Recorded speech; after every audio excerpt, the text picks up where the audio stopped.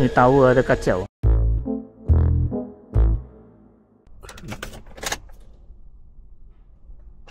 Tak boleh stop.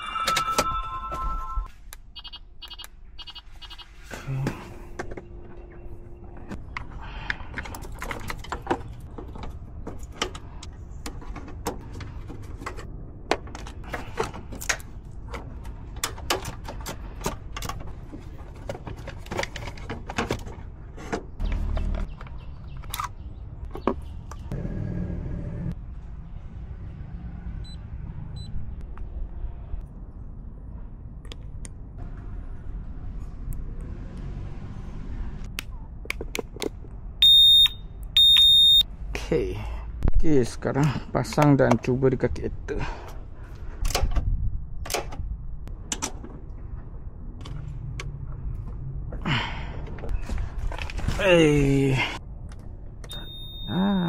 Start kereta. Battery weak pula. Power bank senang.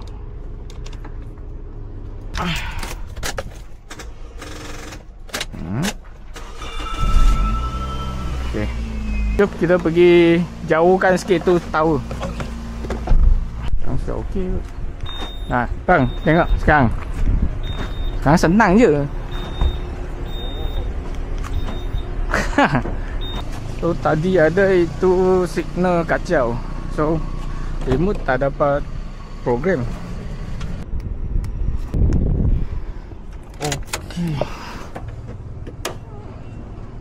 Bang, itu pintu tutup jap. Sekarang saya rasa dua-dua sudah okey.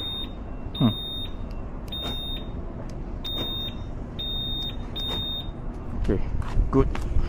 Kalau let's say sekejap saya bagi dia nyala dulu.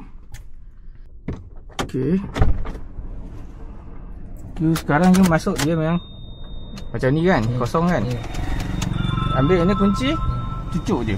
Dia off dulu. Itu. Terus start pergi tempat lain, dia akan jadi normal balik. Kalau ada tower itu interference. Okey, faham. Okey. Macam you cakap, itu kata itu cuba tekan reset kan. Reset pun tak boleh, tak lepas. Yes, dia sebab dia ada kacau signal. Okey, siap.